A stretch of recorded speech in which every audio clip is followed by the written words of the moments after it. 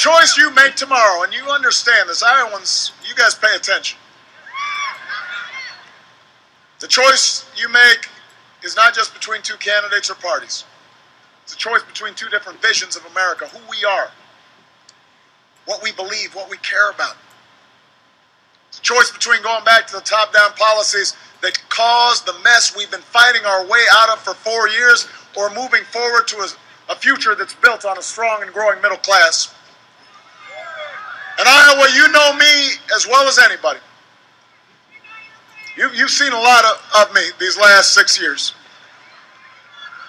And you know what? You may not agree with every decision I've made. Michelle doesn't. There may be times where you've been frustrated at the pace of change. I promise you, so have I.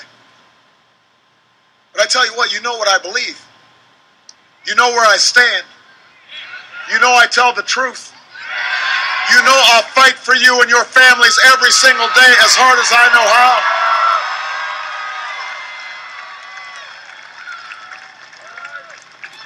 And that's why when we talk about change, we know what real change looks like because we fought for it. We've got the scars to prove it. I've got the gray hair to show it. I wasn't this gray when I first showed up in Iowa. And sometimes it's been hard. Sometimes it's been frustrating. We understand that.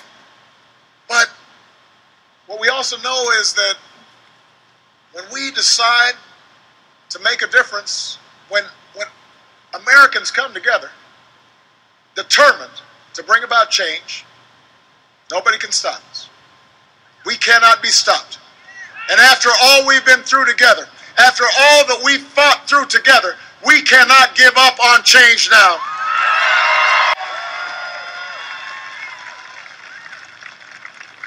We know what real change looks like. Change is a country where every American has a shot at a great education, where we recruit new teachers, train new workers, bring down tuition so that no one in this country is forced to give up their dream of a college education.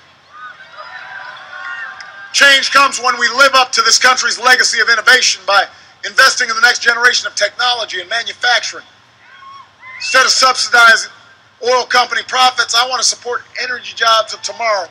And Iowa knows about clean energy and biodiesel and wind turbines that will free this country from the grip of foreign oil. I don't want a tax code that rewards companies for creating jobs overseas. I want to reward companies that create jobs right here in America. That's what changes Iowa. Change is turning the page on a decade of war so we can do some nation building here at home.